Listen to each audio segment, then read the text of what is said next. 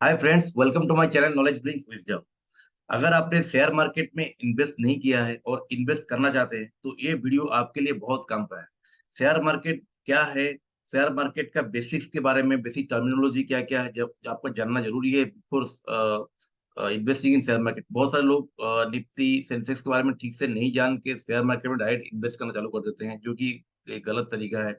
लोग mutual fund में invest ना करके डायरेक्ट शेयर मार्केट में इन्वेस्ट करते हैं और बहुत सारा लॉस और उनको फेस करना पड़ता है। तो ये लॉस से कैसे बचे, खुद को कैसे पहले प्रिपेयर करें, नॉलेज गेन करें, सही एनालिसिस करके, थोड़ा सा टाइम देके आप कैसे स्टॉक पिक करके सही स्टॉक पिक करें और लॉन्ग टर्म में आप अच्छा डिविडेंड भी कमाएं और शेयर का वैल्यू जो बढ़ेगा उसका भी गेन आप कमाएं।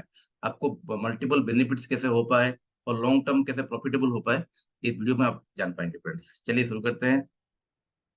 तो फ्रेंड्स, शेयर मार्केट से पैसा कमाना बहुत ही आसान चीज है और डिफिकल्ट भी।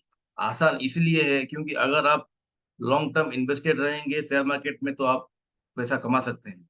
और डिफिकल्ट इसलिए है कि मार्केट का फॉल के टाइम में अगर आपने रिपीटेडली सेल कर दिया तो आप बहुत सारा लॉस भी कमा सकते हैं।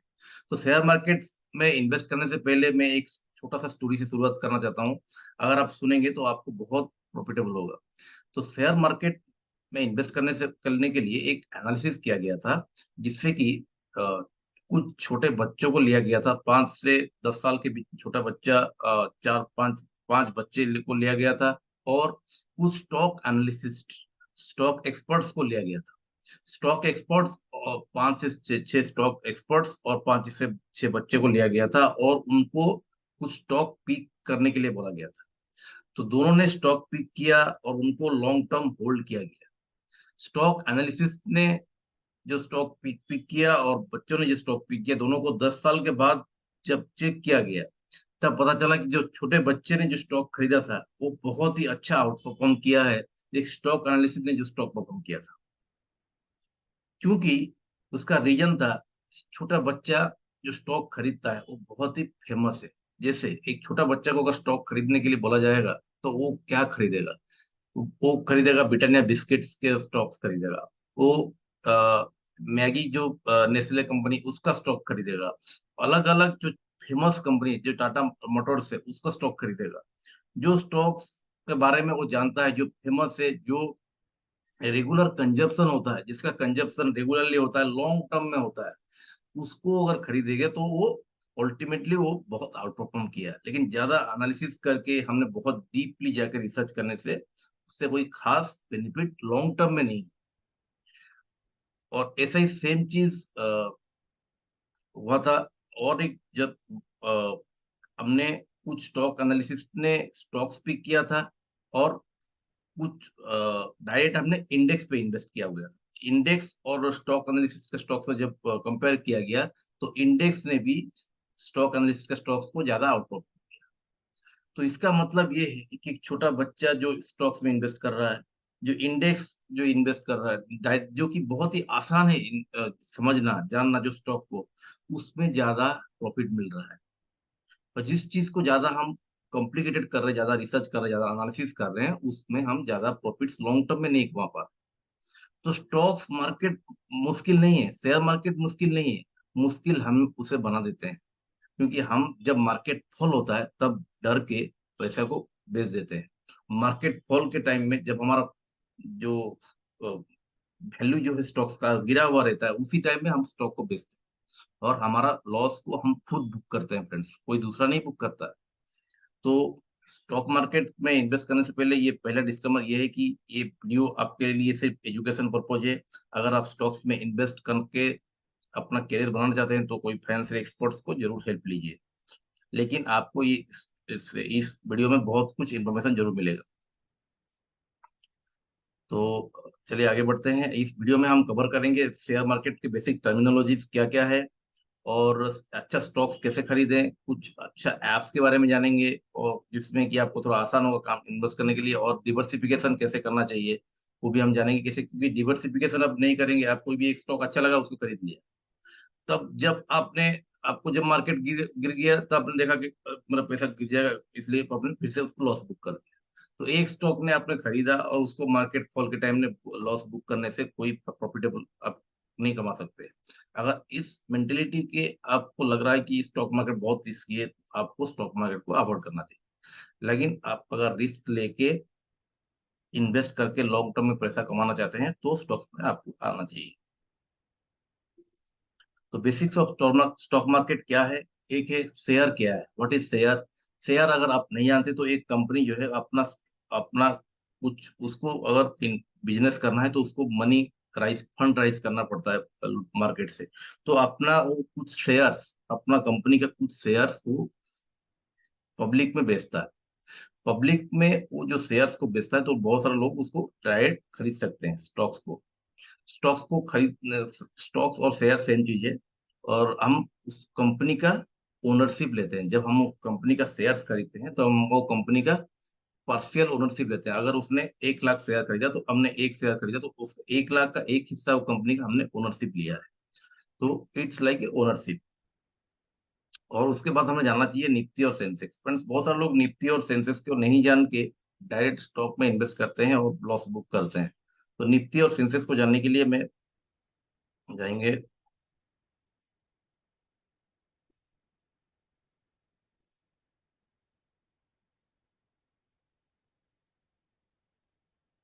देखिए फ्रेंड्स, आप अगर ग्रो ऐप में जाएंगे तो बहुत सारे ऐप्स है। इसमें ग्रो ऐप में अगर जाएंगे तो यहाँ पे आप निफ्टी देख सकते हैं। यहाँ पे सेंसेक्स और निफ्टी। तो सेंसेक्स क्या है? सेंसेक्स और निफ्टी क्वाइट सिमिलर है। लेकिन सेंसेक्स में 30 कंपनीज, टॉप इंडिया का टॉप 30 कंपनीज रहते हैं का एक बॉकेट है। और निफ्टी जो है टॉप 50 कंपनी का एक बॉकेट। तो निफ्टी और सेंसेक्स का स्टॉक्स को आप चूज कर सकते हैं। और निफ्टी और सेंसेक्स में डायरेक्ट आप इन्वेस्ट भी कर सकते हैं थ्रू म्यूचुअल फंड। अगर आपने कभी म्यूचुअल फंड में इन्वेस्ट नहीं किया है तो आपको डायरेक्ट स्टॉक में इन्वेस्ट नहीं करना चाहिए। आपको निफ्टी निफ्टी या सेंसेक्स का फंड भी आप चूज करके खरीद उसको लॉन्ग टर्म के लिए खरीद सकते हैं। उसमें भी आपको अच्छा रिटर्न मिलेगा। और निफ्टी नेक्स्ट 50 का भी स्टॉक्स आप फंड चूज करके उसमें म्यूचुअल फंड में इन्वेस्ट कर सकते हैं। म्यूचुअल फंड में आप ग्रो आप और इटी मनी आपके थ्रू से इन्वेस्ट कर सकते हैं। लेकिन ग्रो अप में फायदा ये है कि ग्रो अप में आप फ्री में स्टॉक्स में इन्वेस्ट कर सकते हैं, जो कि म्यूचुअल ईटी मनी में नहीं है। ईटी मनी में आप उसे म्यूचुअल फंड में इन्वेस्ट कर सकते हैं फ्री में। तो ये ग्रो ऐप में आप जाके देख सकते हैं निफ्टी और सेंसेक्स उसके बारे में और डिटेल में क्या क्या स्टॉक्स है यहाँ पे डिटेल में दिया हुआ है। जो सबसे बड़ा स्टॉक्स है वही अवेलेबल, जैसे रिलायंस है, टीसीएस है, एचडीएफसी है। हायर मार्केट कैपिटल जैसे 15,000 करोड़ का कंपनी है रिलायंस, 13,000 करोड़ का कंपनी टीसीएस। तो बड़ा कंपनी जो है वो निफ्टी 50 और सेंसेक्स में है। तो कुछ बड़ा लार्ज से लार्ज कैप किया जाता है उसमें भी आप आपका कुछ पोर्शन जरूर इन्वेस्ट कीजिए जो कि आपको सिक्योरिटी देता है। तो ये है निफ्टी के बारे में। दूसरा है इन्वेस्टिंग ऑप्शंस। आप अगर शेयर में इन्वेस्ट करना चाहते हैं, जरूरी नहीं है कि आप डायरेक्ट शेयर खरीदें। जैसे मैंने बोला था कि आप म्यूचुअल फंड के थ्रू से इन्वेस्ट कर सकते हैं। आप म्यूचुअल फंड के थ्रू से इन्वेस्ट करने से भी आप शेयर खरीद पाएंगे। जिस म्यूचुअल फंड का प्रॉफिटेबल ये है कि म्यूचुअल फंड का फंड मैनेजर मैनेज करता है, तो आपको डायरेक्टली सेलिंग बाइंग नहीं करना पड़ता है। आपने एक 5,000 का एसआईपी कर दिया निफ्टी 50 में या सेंसेक्स में, तो आपको डायरेक्ट जो इन्वेस्ट आपने 5,000 कर दिया उसको एक फंड, अगर आप निफ्टी में कर रहे हैं तो ऑटोमेटिकली निफ्टी में वो जो फंड मैनेजर रहेगा निफ्टी में ऑटोमेटिकली जो रेशियो है उस हिसाब से आपको इन्वेस्ट करता रहेगा 5,000 आपका पैसा। तो आपको ज्यादा उसमें खुद खुद बाइंग सेलिंग का चांसेस कम रहता है। और इमोशन जो आदमी जो मार्केट फॉल में इमोशन होकर स्टॉक्स को बेच देता है उस चांसेस बहुत कम रहता है। तो इसलिए म्यूचुअल फंड में आपको जरूर आपका अगर सेविंग है, मंथली आप खर्चा करने के बाद आपका सेविंग है 10,000 या 20,000, उसमें से 20,000 में से आप 5 से 10,000 आपको म्यूचुअल फंड में इन्वेस्ट करना चाहिए। और 3 से 5,000 ही आपको स्टॉक में इन्वेस्ट करना चाहिए। आपका 25% का सेविंग ही से आपको स्टॉक में इन्वेस्ट करना है। और 50 से ज्यादा इन जो है आपको म्यूचुअल फंड में इन्वेस्ट करना चाहिए फ्रेंड्स। और बाकी जो 25 से 30% है वो आप कोई भी डेट में जैसे पीपीएफ है, ईपीएफ उसमें पीपीएफ उसमें इन्वेस्ट कर सकते हैं। तो ये क्या रिस्क का डिवीजन भी हो जाता है, रिस्क को डिवाइड भी करना है डेट में और म्यूचुअल फंड में, स्टॉक में डिवाइड भी करके आपको इन्वेस्ट करना चाहिए। डायरेक्ट आपका सेविंग को आपको शेयर्स में इन्वेस्ट नहीं करना चाहिए, वो एक तरीका है। दूसरा है, शेयर में इन्वेस्ट करने के लिए आप स्मॉल केस का ऑप्शन चूज कर सकते हैं। स्मॉल केस में क्या होता है, स्मॉल केस में आप एक बास्केट बना सकते हैं। जैसे 100 स्टॉक कोई भी एक अगर खरीदेंगे तो रिस्क है। अगर 10 अलग अलग सेक्टर का 10 स्टॉक आपने खरीदा और एक बास्केट बना के स्मॉल कैप में इन्वेस्ट किया, तो आपको थोड़ा डिसिप्लिन वाइज मंथली आप उसमें इजीली इन्वेस्ट कर सकते हैं। तो ये आप ज्यादा डीपली जा सकते हैं, लेकिन ऑप्शन ये है कि म्यूचुअल फंड से, डायरेक्ट स्टॉक से, और थ्रू स्मॉल कैप से। तो ये अलग अलग तरीका है फ्रेंड्स इन्वेस्ट करने का। अगर आप स्टॉक मार्केट में इन्वेस्ट करना चाहते हैं तो कुछ टर्मिनोलॉजी आपको जानना जरूरी है। लोग थोड़ा सा टाइम नहीं देते हैं लर्निंग के लिए। थोड़ा सा टाइम अगर आप देंगे लर्निंग में तो आपको बहुत वो लर्निंग काम आएगा फ्रेंड्स। स्टॉक मार्केट में आप अगर इन्वेस्ट करना चाहते हैं तो कुछ कुछ टर्मिनोलॉजी आपको जानना बहुत जरूरी है। जैसे PB ratio, P ratio, current ratio और क्विक रेशियो। खास करके पी रेशियो जो है वो बहुत जरूरी है फ्रेंड्स। तो पीबी रेशियो चालू करते हैं। पीबी रेशियो क्या होता है, जो कि where book value is the value of all asset। जैसे PB ratio use to compare current market value to its book value. Market value जो है वो क्या है और बुक वैल्यू क्या है। मार्केट वैल्यू से बुक वैल्यू को कंपेयर करता है। और any value under one is considerable desirable for value invest. आपको देखना है कि अगर पीबी वैल्यू एक से कम है तो एक वो अच्छा स्टॉक है। खास करके आपको जानना है कि कितना होने से आपको वो अच्छा है। तो पी रेशियो जो है, प्राइस टू अर्निंग रेशियो, बहुत ही इंपॉर्टेंट है फ्रेंड। पीबी रेशियो एक से, आपको दिमाग रखना है कि पीबी रेशियो जितना कम होगा अच्छा है। एक से कम होने से बहुत अच्छा है, लेकिन तीन से अंडर होने से भी चलेगा। लेकिन पी रेशियो भी price to earning ratio, the ratio of share price of a stock to its earning per share, क्योंकि आपको कितना अर्न कर रहा है, उसका वैल्यू कितना है और एक्चुअल में वो कितना अर्न कर रहा है। जो कि जितना ज्यादा वैल्यू होगा उतना अच्छा, जितना उसका पी वैल्यू जो है जितना कम होगा उतना अच्छा। जैसे पी वैल्यू जिसका है 10, एक स्टॉक का पी वैल्यू है 10, एक स्टॉक का पी वैल्यू है 50, तो उसमें से आप डायरेक्ट कंपेयर कर सकते हैं कि पी वैल्यू जो 10 है वो एक अच्छा स्टॉक है कंपेरिजन टू पी वैल्यू 50। ऐसे ही पीबी वैल्यू अगर किसी का 10 है और किसी का 2 है, तो कंपेयर आप कर सकते हैं कि पीबी वैल्यू जिसका 2 है वो पीबी वैल्यू 10 से बेटर बेटर है। तो ऐसे ही करंट रेशियो आपको जानना है। करंट रेशियो एक liquidity ratio that measure whether a firm has enough resource to meet its short term obligation। Current ratio क्या है कि लिक्विडिटी कंपनी के पास कितना है।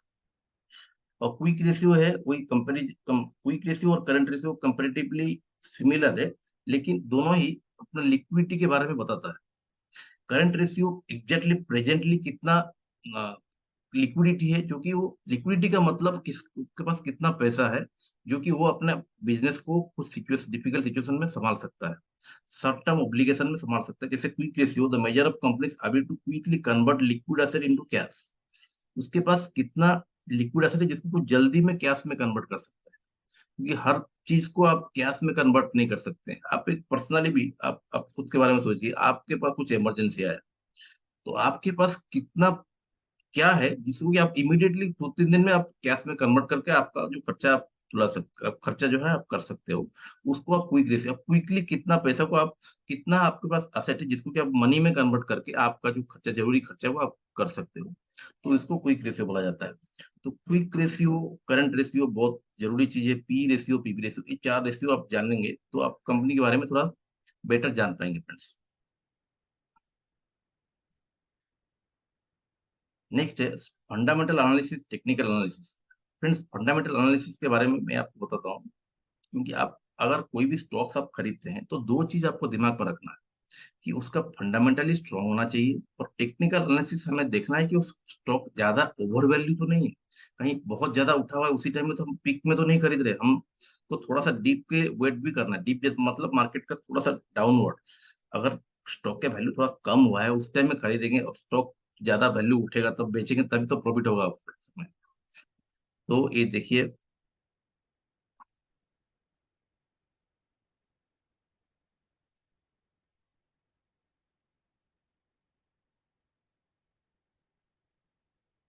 ये शेयर का नाम है इन्फोसिस। ओके, ये इन्फोसिस शेयर को आप डायरेक्ट इसमें ग्रो में जाके आप उसमें क्लिक करेंगे तो आप जान सकते हैं। इन्फोसिस शेयर को आप अगर देखेंगे तो ये है उसका टेक्निकल एनालिसिस, मतलब उसका ग्राफ, उसको लॉन्ग टर्म ग्राफ। अगर कोई भी स्टॉक्स, देखिए ये ग्राफ में देखिए, कोई पीक में है, जैसे उठ रहा है, उसी टाइम में आपको अगर खरीदेंगे तो ये फिर अगर गिर रहा है उस टाइम में अगर आप सेल करेंगे तो यहाँ पे फॉल होगा। लेकिन अगर आपने यहाँ पे बाई किया और वेट किया और यहीं पिक में आपने सेल किया तो आपको बहुत अच्छा प्रॉफिट मिलेगा।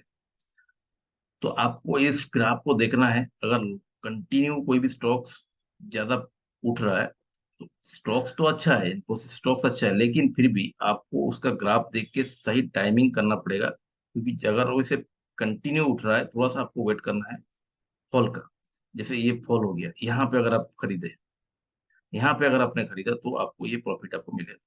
या यहाँ पे आपने मार्केट फॉल हो गया, यहाँ पे आप खरीदे तो आपको प्रॉफिट मिलेगा। तो आपको ग्राफ भी देखना है। आपको ग्राफ का बेसिक, यहाँ पे आप ऑल टाइम 5 ईयर्स ग्राफ देख सकते हैं, एक हफ्ते का ग्राफ भी देख सकते हैं। देखिए एक हफ्ते में फॉल हुआ है, एक महीने में भी फॉल हुआ है। आपको एक चीज दिमाग में रखना है कि अच्छा फंडामेंटली स्ट्रॉन्ग स्टॉक को buy in dip, sell in peak. अगर कोई भी ज्यादा फंडामेंटली स्ट्रॉन्ग स्टॉक है और वो गिर रहा है, डीप फॉल हो रहा है, तो आपको उस टाइम में कुछ थोड़ा थोड़ा अमाउंट करके बाय करना है आपको। कोई भी अमाउंट जो है ज्यादा ज्यादा पीक के टाइम में आपको बाय को अवॉइड करना है। पीक में बाय नहीं करना है, आपको डीप में देख के बाय करना है, और स्मॉल अमाउंट करके तीन चार स्टॉक हर महीने बाय करते रहना है। जो आपने 10-15 स्टॉक देखा उसमें से जो स्टॉक फंडामेंटली स्ट्रांग है उसको डीप के टाइम में, फॉल के टाइम में आपको स्मॉल अमाउंट्स करके परचेज करते रहना है। तो आपको उसका डिविडेंड भी मिलेगा, उसका जो ग्रोथ होगा उसको, ग्रोथ अपॉर्चुनिटी जो होगा उसको आपको प्रॉफिट मिलेगा। तो यहाँ पे देखिए ये है ग्राफ फंडामेंटल के बारे में। अब देखिए फंडामेंटल्स भी दिया हुआ है, जिसके मार्केट कैपिटल जो है 5,000 करोड़ का है, जो कि बहुत स्ट्रांग कंपनी है। पी रेशियो 24 है, जैसे मैंने बताया था पी रेशियो जितना कम होगा उतना अच्छा है, लेकिन 24 जो है तो भी बेटर है। जो अगर पी रेशियो 15 से 25 तक है तो भी उसको बेटर माना जाएगा। लेकिन अगर 30-40 ज्यादा हो जा रहा है तो आपको उसको थोड़ा सा, कि आपको उसको इमीडिएट बाय करना ही करना है। पीबी रेशियो यहाँ पे जैसे बताया था कि पीबी रेशियो 3 से कम होना अच्छा है, लेकिन पीबी रेशियो अभी फिलहाल ज्यादा है। तो अभी उसको आपको वॉच करना है कि पीबी रेशियो कब कम हो रहा है, वो भी आपको देखना है। तो इसके बारे में थोड़ा और भी डिटेल में जा सकते हैं। कब जैसे कंपनी का कब फाउंड हुआ था 1921 में, उसके एमडी कौन है, जैसे एमडी के बारे में भी आप जान सकते हैं। तो डिटेल में आप उसको रिसर्च कर सकते हैं, उस कैसा, जैसे कोई भी कंपनी को कौन चला रहा है, तो वो एमडी जो है वो कितना साल से चला रहा है, उसका उसका फ्यूचर क्या, वो उसका फ्यूचर प्रोजेक्शन क्या है, कंपनी के बारे में वो क्या प्लानिंग है उसका, वो भी आप थोड़ा डिटेल में जान सकते हैं। जैसे आपने कंपनी का ओनरशिप ले रहे हैं, उसी माइंडसेट में आपको उस शेयर को खरीदना है। तब जाके आप अगर ओनर बनना चाहते हैं तो ओनर के हिसाब से अगर आप सोचेंगे तो अब जाके आप उसको उसमें ज्यादा गेन कर सकते हैं फ्रेंड्स। तो ये हुआ फंडामेंटल और टेक्निकल एनालिसिस। दूसरा है ट्रेंड। आपको ट्रेंड को समझना है, जैसे अभी क्या ट्रेंड चल रहा है। अभी आगे इलेक्ट्रिक व्हीकल्स का ट्रेंड है आगे। गवर्नमेंट जो है वो इलेक्ट्रिक व्हीकल को ज्यादा प्रमोट कर रहा है। तो आप इलेक्ट्रिक व्हीकल जो नहीं बना रहा है, जो ऑटोमोबाइल्स कंपनी इलेक्ट्रिक व्हीकल नहीं बना रहा है, नॉर्मल पुराना व्हीकल ही बनाया जा रहा है, आप उसमें कंटिन्यू अगर इन्वेस्ट करेंगे तो आप ट्रेंड के रिवर्स जा रहे हैं। ऐसे ही कंपनी, अभी नया चैट जीपीटी आ रहा है, एआई आ रहा है, और जो कंपनी, जो आईटी कंपनी उसको उसमें काम नहीं कर रहा है, ऐसे ही ट्रेडिशनल में काम कर रहा है। जैसे नोकिया कंपनी में क्या हुआ, नोकिया जो है बहुत सारा, जो एंड्रॉयड आया, बहुत सारा टेक्निकल चेंजेस आया उसमें, नोकिया ने उसमें काम नहीं किया। अगर नोकिया अच्छा है सोच के आप अगर ट्रेंड को नहीं समझ के नोकिया में इन्वेस्ट करते रहेंगे, नोकिया ट्रेंड को फॉलो नहीं कर रहा है और आप नोकिया को अगर फॉलो करेंगे तो आपको नोकिया का लॉस, साथ साथ में आपको भी साथ में उसका लॉस बुक करना पड़ेगा। तो आपको ट्रेंड को भी समझना है, और ट्रेंड में जो फॉलो नहीं कर रहा है उसको भी आपको नहीं फॉलो करना है। और जो ट्रेंड फॉलो कर रहा है उसका रिवर्स, जो ट्रेंड फॉलो कर रहा है, जो ट्रेंड में हिसाब से खुद को अडॉप्ट कर रहा है, जैसे टाटा मोटर्स, ट्रेंड के हिसाब से इमीडिएटली उसने इलेक्ट्रिकल व्हीकल्स में काम किया। टाटा पावर भी इलेक्ट्रिकल में, सोलर में काम किया। तो जो ट्रेंड के हिसाब से काम कर रहा है उसका स्टॉक आप अगर फोकस करेंगे तो ग्रो कर रहा है। टाटा मोटर्स का स्टॉक, टाटा पावर का स्टॉक इसलिए ग्रो कर रहा है क्योंकि वो इलेक्ट्रिकल व्हीकल्स में काम कर रहा है, सोलर पावर में काम कर रहा है, रिन्यूएबल्स में काम कर रहा है, जो कि इसके लिए उसका स्टॉक ग्रो कर रहा है। तो बिजनेस फ्यूचर का फोरकास्ट और ट्रेंड को आप बस थोड़ा सा लॉजिकली समझेंगे तो ज्यादा डिफिकल्ट नहीं है। तो थोड़ा लॉजिकली समझना है तो और उसका आपको देखना है कि पी रेशियो कितना है और आप डिविडेंड भी कितना दे रहा है, क्योंकि थोड़ा सा डिविडेंड भी आपको मिलना चाहिए। आपको जैसे डिविडेंड 100 रुपीज में अगर एक शेयर का अगर दाम है 100 रुपीज, अगर आपको 4-5 रुपया मिल रहा है तो उसको क्या है, आपको फ्यूचर ग्रोथ के साथ में आपको कुछ मनी भी मिल रहा है। आपने उसमें इन्वेस्ट किया, 3 से 4 रुपया आपको पर शेयर अगर मिल रहा है। आपने अगर 1000 रुपया, 1000 स्टॉक खरीदा है तो 3000-4000 आपको मंथली भी मिल रहा है। मंथ सॉरी, जो भी आप जैसे नॉर्मली क्वार्टरली कोई देता है स्टॉक्स, तो अलग अलग शेयर्स अलग अलग टाइम में डिविडेंड देते हैं। तो क्वार्टरली या 6 मंथ में जब वो डिविडेंड दे रहा है तो आपको कुछ डिविडेंड भी पैसा मिल रहा है, तो आपको डिविडेंड यील्ड भी देखना है कि वो डिविडेंड भी दे रहा है कि नहीं, और फ्यूचर ट्रेंड ट्रेंड के हिसाब से वो जा रहा है कि नहीं, सब कुछ देख के एनालिसिस करके आपको स्टॉक्स खरीदना है। और best app to search and invest, अगर आपको एप्स चलना है तो जैसे मनी कंट्रोल, ग्रोथ और जीरोधा ऑप्स्टॉक्स। जीरोधा का मैं खुद इन्वेस्ट किया हुआ हूँ, ऑप्स्टॉक्स में भी अच्छा है, लेकिन जीरोधा का लिंक मेरे पास है क्योंकि मैंने खुद जीरोधा में इन्वेस्ट किया हुआ है। जीरोधा में मैं थोड़ा, जीरोधा में स्मॉल केस में मैं इन्वेस्ट किया हुआ है, और जीरोधा में डायरेक्टली मैं स्टॉक्स भी खरीदता हूँ। तो जीरोधा का लिंक मैंने दिया हुआ है, जीरोधा में आप इन्वेस्ट कर सकते, लेके आप यूज कर सकते हैं। ग्रो ऐप मैंने जैसे दिखाया, ग्रो ऐप बहुत अच्छा ऐप है, इजी। आप उसमें भी स्टॉक्स को सर्च करके इन्वेस्ट कर सकते हैं। अगर आपको म्यूचुअल फंड में खरीदना है तो आप ईटी मनी में जा सकते हैं, लेकिन सिर्फ स्टॉक्स में ग्रो अच्छा है। और मनी कंट्रोल सिर्फ एनालिसिस के लिए बहुत अच्छा मैं मनी कंट्रोल यूज करता हूँ चीजों को देखने के लिए, स्टॉक्स को एनालिसिस करने के लिए। स्टॉक्स का डिटेल एनालिसिस करने के लिए कुछ शायद 100 रुपीज आप, ये 200 रुपीज आपको मंथली देना पड़ेगा, लेकिन अगर आप पे करेंगे तो और डिटेल में आपको स्टॉक्स के एनालिसिस भी आपको मिल जाएगा। दूसरा है स्टॉक्स को आपको डिवर्सिफाई करना है। तो स्टॉक्स आप खरीदना है तो आपको क्या क्या डिवर्सिफिकेशन करना है। जैसे आपने 10 स्टॉक खरीदा, तो 10 स्टॉक्स या शेयर्स को खरीदने का टाइम में क्या क्या डिफरेंस होना चाहिए 10 स्टॉक्स में। एक है मार्केट कैपिटल। मार्केट कैपिटल मतलब लार्ज, मिड और स्मॉल, जैसे निफ्टी का है और लार्ज कैप। तो लार्ज कैप में जो बड़ा कंपनीज में भी कुछ स्टॉक खरीदना है, कुछ मिड कंपनी से स्टॉक खरीदना है, कुछ स्मॉल कंपनीज का स्टॉक खरीदना है। तो पहला जो टॉप 100 कंपनी उसमें से कुछ खरीदना है, नेक्स्ट टॉप 100 से 250 कंपनीज में कुछ स्टॉक्स खरीदना है, नेक्स्ट 250 से 2000 जो कंपनी है उसमें से कुछ स्टॉक खरीदना है। तो आपको मार्केट वाइज डिवर्सिफिकेशन हो गया। तो आपने टॉप, जैसे टॉप कंपनी जैसे टाटा मोटर्स है, रिलायंस है, एल&टी, उसमें से कुछ स्टॉक खरीदा।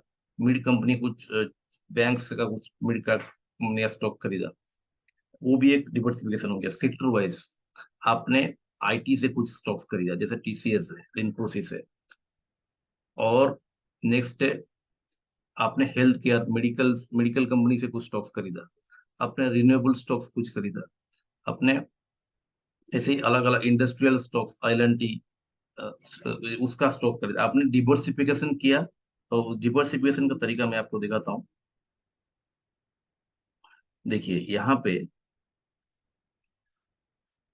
अगर स्टॉक्स में ग्रो में ऑल स्टॉक में जाएंगे, यहाँ पे deeper agricultural, April, automobile, banking, consumer derived energy, अलग अलग स्टॉक्स, फाइनेंशियल, एफएमसीजी, अलग अलग।